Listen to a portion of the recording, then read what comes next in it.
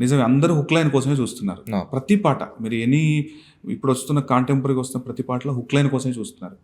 Hook line దాటేసి మనం ఏమైనా చేయగలుగుతామా ఎక్సర్సైజ్ ఏమైనా చేస్తే మనం ఎంతవరకు సక్సెస్ అవుతాము అనే ఒక ప్రయోగం చేశాను సార్. అంటే స్పూన్ ఫీడింగ్ ఇస్తే ఎవరికైనా ఓకే సార్. ఇప్పుడు కోర్టు విషయంలో సార్ హుక్ లైను ఎంత స్థాయిలో వెళ్తుందో అంత స్థాయి కదా మిగతా లిరిక్స్ గురించి అందరూ మాట్లాడుతున్నారు.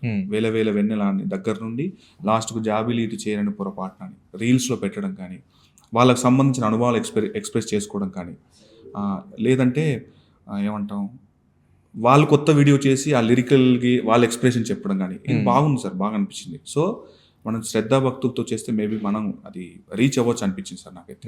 విషయం ప్రూవ్ అయింది. సో ఎక్కడ మనం హుక్ లైన్ అనేది స్టిక్ ఆన్ అవ్వద్దని సార్.